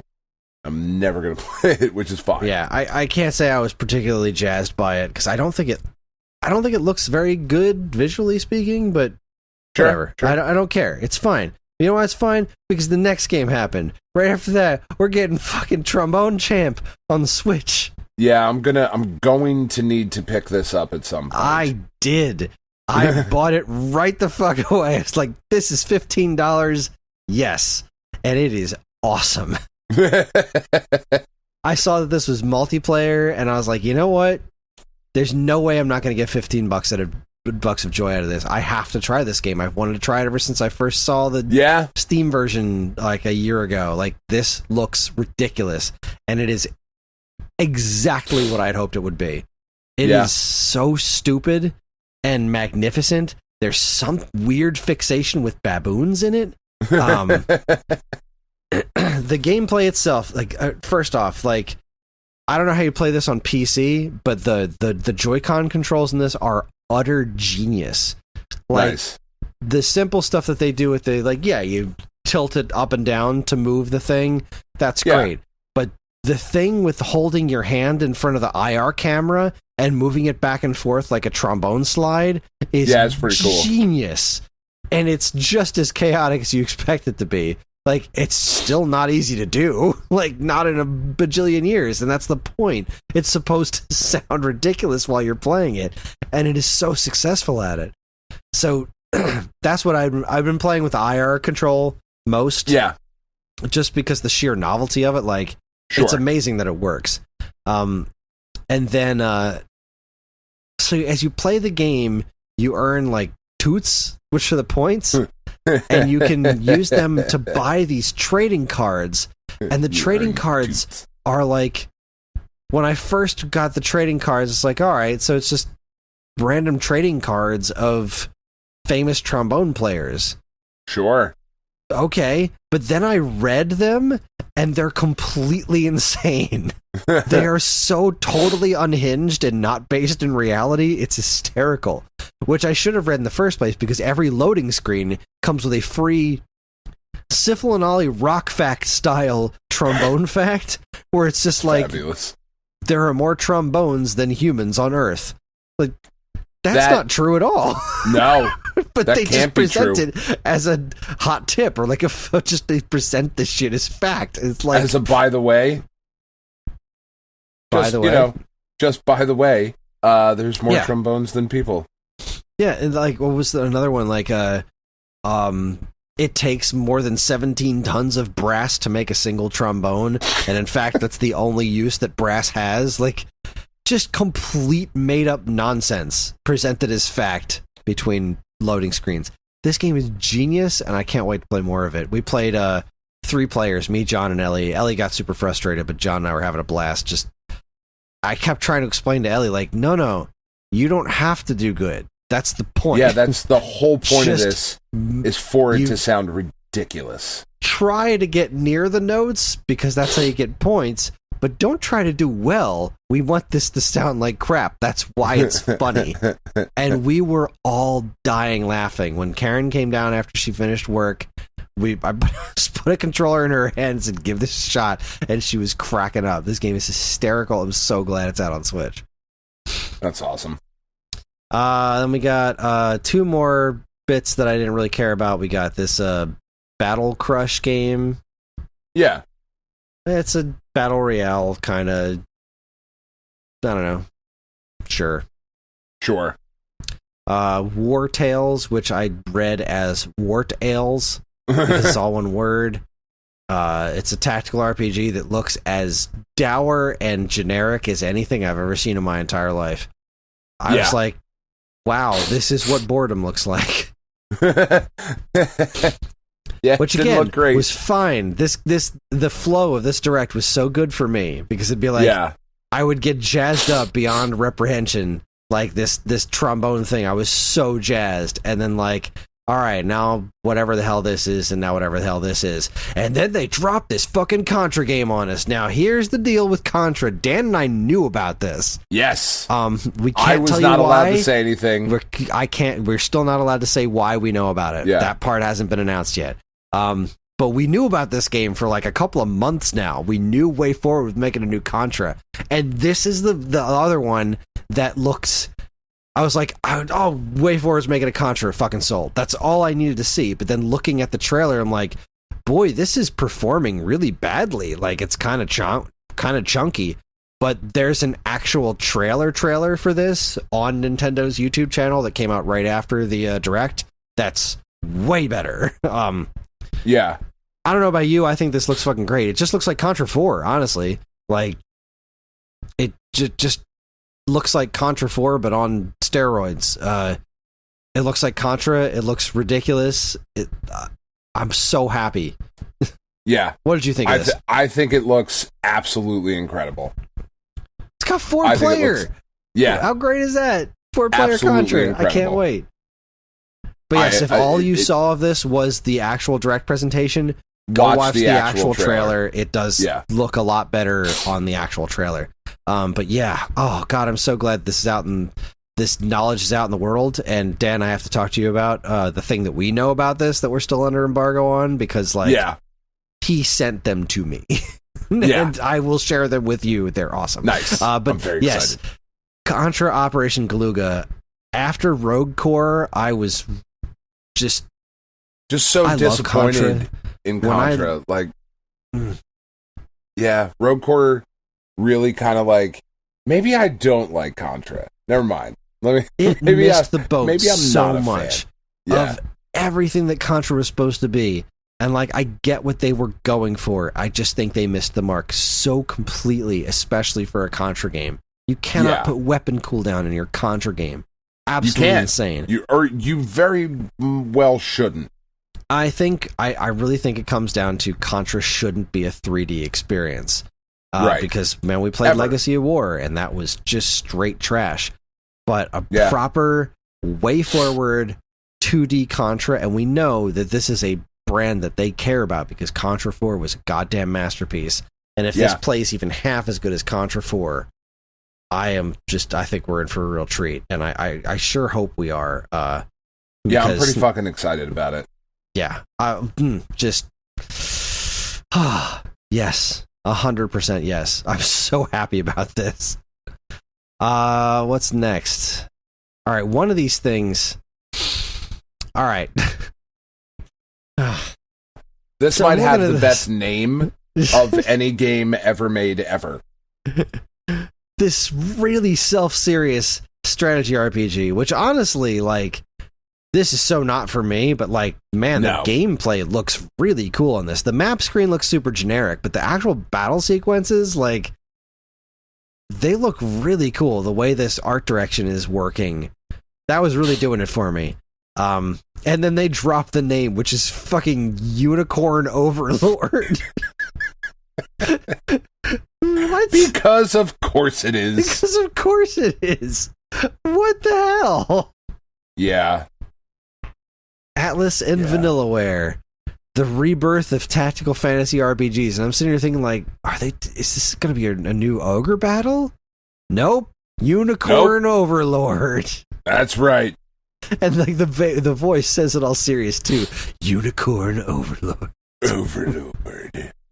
God. The Overlord of unicorns. Absolute bonkers. Yeah, absolute nonsense. Yeah, I can't. Nonsense. I fucking can't with that. There was a long one too. That was like almost a 2-minute presentation on that game. Like, what are you doing? Yeah. And then we followed it up with Luigi's Mansion 2 HD. I think it's really cool they're calling this 2 instead of Dark Moon. Like, because that's what it was the whole time.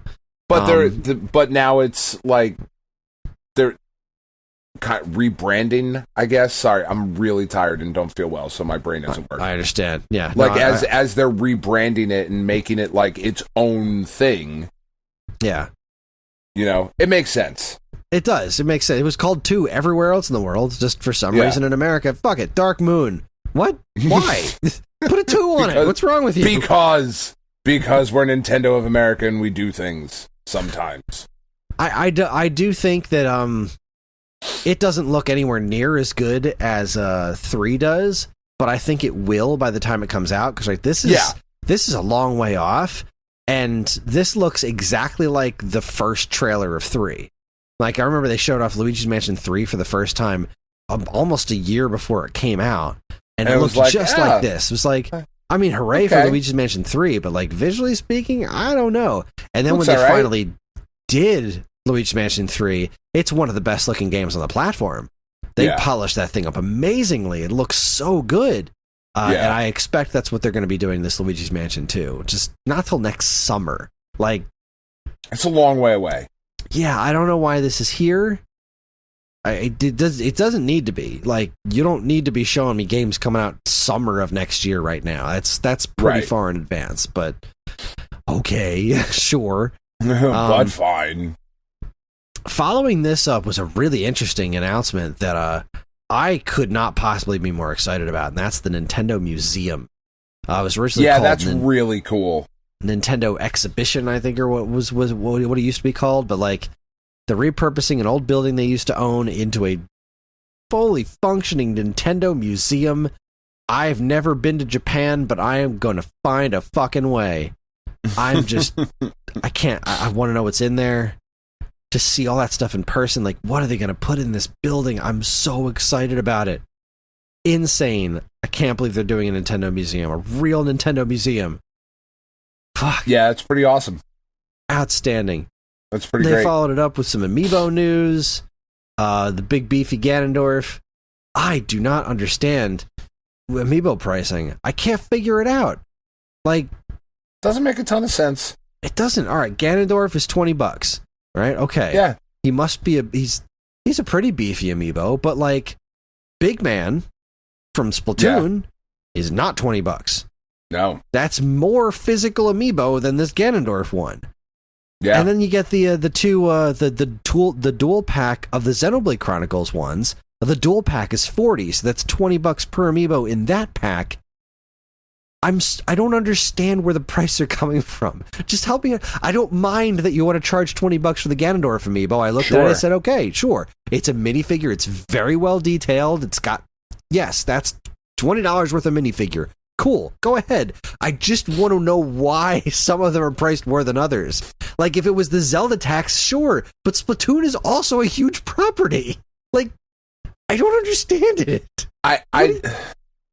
I buy, so when I buy the NECA figures, and like NECA Dracula was like the most recent one I got the Bela Lugosi Dracula, right?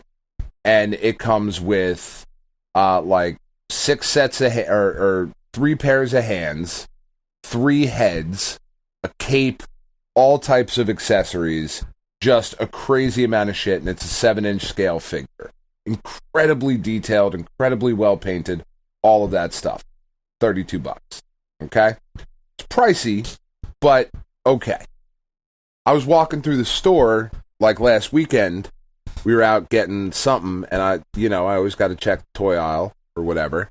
And there was a Luke and Grogu 2-pack. So a 6-inch, super articulated Luke, and he came with like a little backpack to carry Grogu and a lightsaber, and that was it. Like that, as far as accessories and whatnot were concerned. It was $45. I was like, I don't fucking get that. That doesn't make any sense to me. I'm not buying it. Not mathing on any of this. Yeah, I don't get it. I don't know. Hey, well, whatever. I can drive. Yeah. Speaking of driving, Chris. Oh wait, the next game they showed, amiibo, the Sora amiibo, the last Smash Brothers amiibo. They're finally done. It's coming out next year. So now they can make the next Smash Brothers. That's gonna be a while.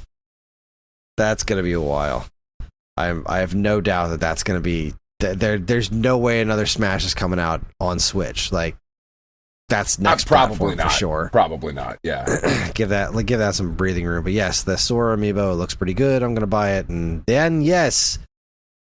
Talk to me, Dan. What was the next game? F-Zero 99. Yes. Perhaps not what we wanted, but perhaps what we needed. It's not the F-Zero we want. It's the one we deserve. It is the one we deserve, maybe. Look, first off, it's F-Zero in the spotlight. I'll take it. That's awesome. This is certainly better than nothing. There are a lot of F-Zero fans that are pissed and refusing to play it, and I think those people are idiots. Yeah. Because how anyone can look at this and not immediately see that this is a good idea, and just fun. Right? It's fucking fun. I played through the tutorial, and I've done like 3 or 4 online matches. It is a blast. It looks so really good. Fun. I'm going to download it tomorrow and play it. I can't wait. Because it doesn't control exactly like the Super Nintendo game. Sure. It's actually a lot more refined as far as the controls are concerned, which I think is interesting. But this whole like second layer racetrack that you can summon from collecting Super Sparks, that looks genius. Really cool. It's absolutely genius. I really want something more for F-Zero, and I see a lot of potential that was missed here. Like, why are there only 4 cars? Like, I know you can customize all of them, but like, you couldn't have done more than the 4 cars that were in the original game. Like, throw the Game Boy Advance cars in there, or the F-Zero expansion track thing for the Satellaview. Like, there was a lot more they could have done as far as the cars, but outside of that, I don't care. And this is the other game that NST was working on. So it plays great. I've like I said, not a ton of time because it hasn't been that long, but like I've played a handful of matches, and it is just as fun as you think it is. It's genius. Yeah, and I called it. I called it on this show a while ago. I said they should do F-Zero 99, and clearly I wasn't the only one because that was another one on the leak page. But like, shit, absolutely. Yeah, no, it looks fucking dope. I'm pretty excited about it. It is. All right, I know you're dying, so we're gonna keep this going. I am. Bandle Tale. Okay. I have nothing to say about it. Yeah, I think I like blacked out while this was on. 2 different League of Legends flavored games. Yep, still in the blackout. Yep, WarioWare Move It. Yeah, it looks super fun. Yeah, we already knew about this. I'm sure this is just like a reminder it's coming out soon because there's a bunch of other stuff coming out soon. And it looks great. It's a sequel to WarioWare Smooth Moves. And Wario is fucking awesome. One of the best WarioWare games. So, yeah, big fat thumbs up, huge win. This next one, Eiyuden Chronicles. I got Suikoden vibes from this. I first looked at this like, oh, this is just some random anime bullshit. This, I think, was a Kickstarted game at some point. As soon as they showed me those shark people, I was like, oh shit, it's got shark people. This is awesome.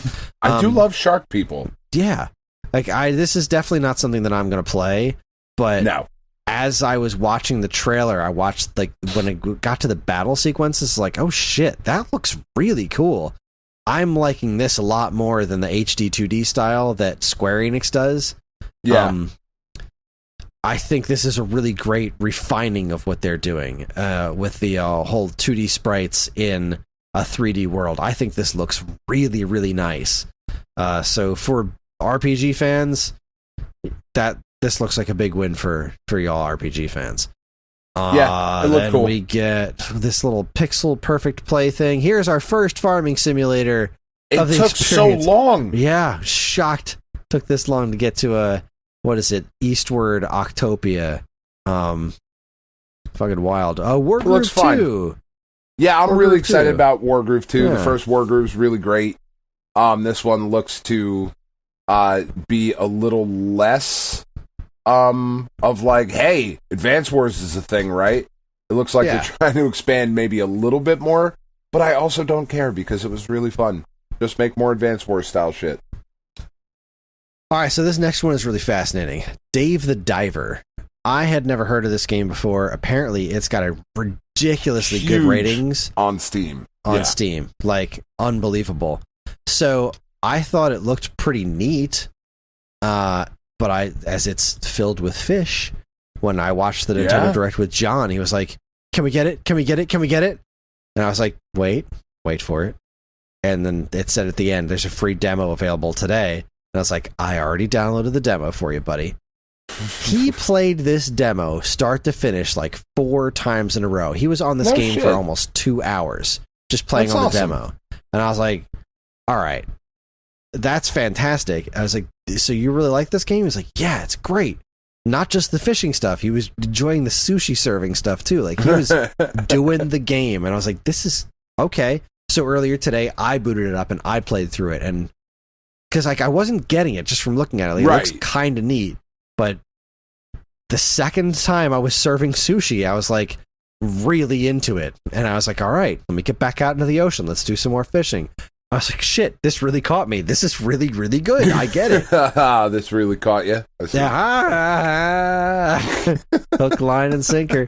No, it's great. It's got a good personality. It's got a lot more to it. Like, it seems like there's a whole weird story element going on with like some mermaid people in a lost kingdom, but also like this dude wants me to find ocean parts so I can build him a gun, and like the ocean landscape changes every day. There's a lot going on. It's a really interesting game. It's only going to be $20 when it comes out. The demo's available now. I highly recommend giving it a try. It is. Yeah, I definitely want to check it out. Yeah. It looks like it's the right kind of like Katamari kind of weird. Not that it's a similar game at all, but just that kind of weird, esoteric, strange game that I'd be like, yep, this is my whole life for like a couple weeks. I'm trying to hold on a sec here. Is this Dave? Okay, it's first for consoles on Nintendo Switch. Yeah. So that means it's going to come to other platforms too, which is good because everyone should play this. Looks great. It is great. The demo is great. Dave the Diver, big fat thumbs up. The huge surprise. John is just in love with it. So that's that's awesome. Mario Kart 8 Booster Course. We're getting 3.5 new characters. Because Peachette is not a character. You cannot convince me otherwise. I can't believe my eyes. But right on, Diddy Kong. Yeah, That's Diddy exciting. Kong, Funky Kong, and Pauline. Like, yeah, I'm That's thrilled. great. That's awesome. And then I'm Peachette, really like, sad that it wasn't a Pikmin.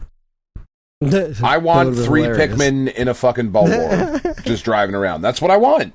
That sounds amazing. I want that too Yeah. now. How dare you put that in my head? I'm sorry. Peachette, like, stop trying to make Peachette a thing. Stop it. Just stop it right Don't. now. Bad. All The I booster want. courses look cool too. Pretty They excited. only showed Like the one. that, Was the or the one they that only they showed the showed, one? yeah. Yeah, the Peach, whatever, the Daisy Circuit. Daisy Circuit. I really like the Wii courses though. Like, I don't think there was a course that I didn't like on that version. No, I agree. But all I want, Wii is great. there's one course that I've wanted from day one, and it is Delfino Square. Yeah. That was a DS one, I think, originally. I played that one with, I was originally from DS, right? So at first I was like, that's the Wii course. There's no way I'm getting Delfino Square. Wait a minute, that wasn't from Wii. It was in Wii, but it was originally from DS. Right. So there's still a chance. Karen and I used to play Mario Kart Wii so much, and that Delfino Square was the one that we would just constantly battle. That's what it always came down to, is who could win Delfino Square. Yeah. I just want that course back so bad. I love that course. Fingers crossed. And then Mario Kart 9 will be Switch someday. Yeah. It has to be. Among Us is getting a new map. That's really cool. Then there's a sizzle reel just reminding you, oh, hey, Super Mario Brothers Wonder's coming out. And in case you forgot. Other things. In case you forgot. And then they ended on their big finisher was a huge surprise. I don't think I saw anybody call this one.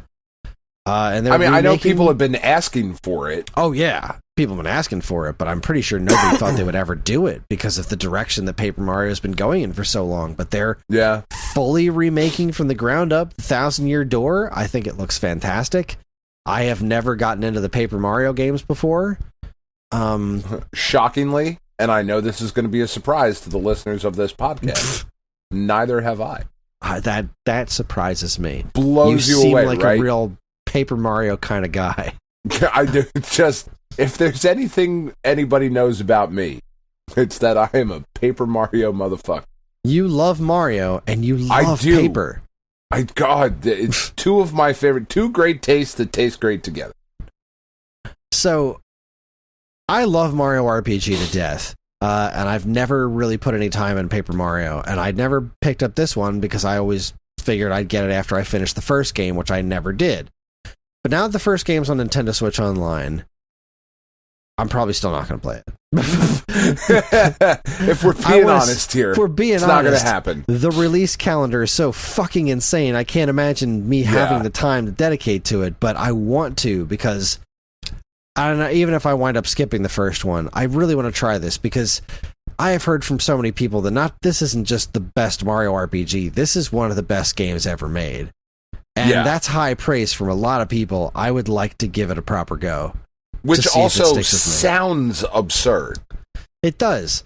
But like everything I've seen about it, the visuals, I think this game looks spectacular. I think the music sounds amazing. I'll give it a try. I gotta give it a try. It just seems like a big hole in my Nintendo fandom. So I'm gonna try and give it a whirl. We'll see. But it's still a ways off. I did feel after finishing this direct, I do now feel like we have officially crossed the line and there's just too much shit. There is too much shit. I did the math this morning of pre-ordering. If I wanted to pre-order all the games I want just for the rest of the year, it's like $450. I just don't have that. I don't have that to spend on all these games. I'm going to have to wait on some of them and hope that they still exist physically a few months from now because there's every possibility it probably won't happen, but there's every possibility that it could because that happens sometimes. Like Xenoblade Chronicles 2? I think finding Xenoblade Chronicles 2 physically on Switch is like, I hope you're ready to cough up a couple $100. Yeah. It's just and what's fucking crazy is that, I'm looking at a list right now. just for the rest of September. Just for September. We've got it. We're recording this on September 15th. So as of the recording of this episode, Gloomhaven, September 18th. Mortal Kombat 1, September 19th. Lies of P, September 19th. Witchfire, September 20th. Payday 3, September 21st. Warhaven, Eterna Knights, Cyberpunk Phantom Liberty, Mineko's Night Market, Harvest Moons, The Winds of Anthos, Infinity Strash, Fate Samurai Remnant, and EA Sports Football Club 24. That's and the September. physical edition of Pikmin 1 and 2. And the physical Pikmin 1 and 2. And Bat That's and Kados September. 1 and 2 came out today. That's September. That's September. In October, you've got a new Warhammer game, a new Disgaea, Wargroove 2, the new Assassin's Creed, Detective Pikachu, Roblox, Honkai Star Rail, Sonic Superstars, Wizard with a Gun, that game looks fun. Fucking Gargoyles Remastered, Spider-Man 2, Mario Wonder, Cities Skylines 2, the Metal Gear Solid Master Collection, Dave the Diver on Switch, Alan Wake 2. That's just October. That's the next 2 months. Jesus, just blockbuster after blockbuster. November's WarioWare and Mario RPG. I think the Batman Arkham trilogy's in there somewhere. And the Hogwarts Legacy on Switch. Right, shit. Which I'm surprised they didn't say anything about, but that's coming. The Like a Dragon shit. Call of Duty is coming in November. Persona 5. Fucking Jesus, man. Unreal. Too many games, not enough money, not enough time. But hey, this was a great direct. It was really weird. It's very full of remakes and small titles, but it's like we are definitely in the twilight years of the Switch. Like Switch 2's got to be coming relatively soon. It really has to be. These remakes are great and all, but there's no way that's taking all of their resources to do. There's got to be teams working on proper new games, which is why we're getting so many remakes right now. Well, and it's just time. Oh yeah, Switch has been out since 2017. Yeah, it's time. Yeah, we're 6 years in, and I'm sure it'll live on once whatever new platform comes out. I would expect new platform like end of next year. That's my guess. But they'll finally drop the price of the Switch to like whatever, and sell some more for people who still haven't picked one up and can go back and play all of these games, and that'll be fine as they announce the new one. Yeah, it's just time, and that it is. Yeah, and it's fine because the system's showing its age. It could run better.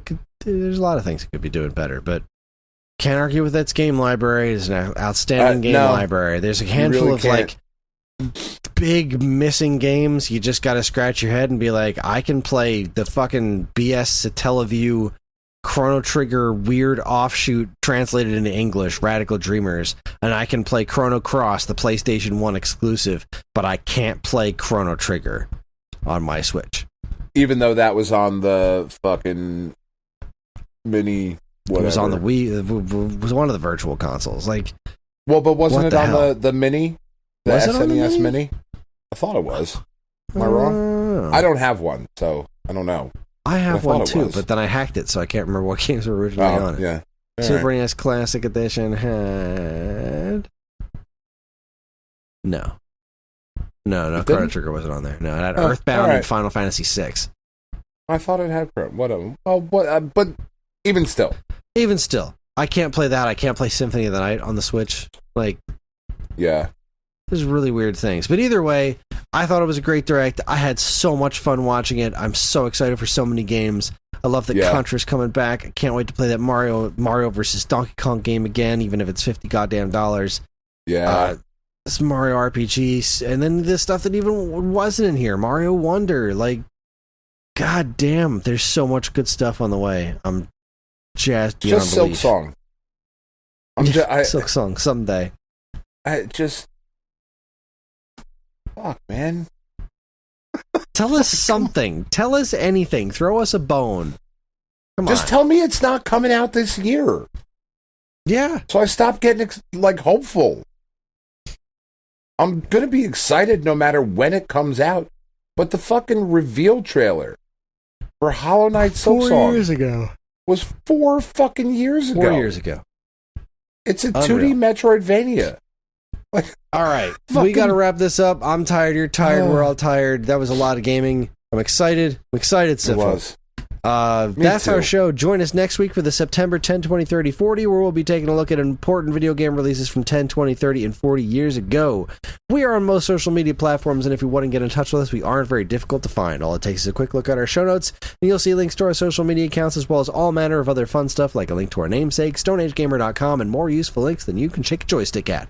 If you'd like to get early access to this show's episodes, as well as a bevy of other shows in the Geekade Podcast Network, check out our Patreon, also linked to in the show notes. It helps keep this show running week after week, and all our patrons are loved and appreciation. Appreciation. That's a word.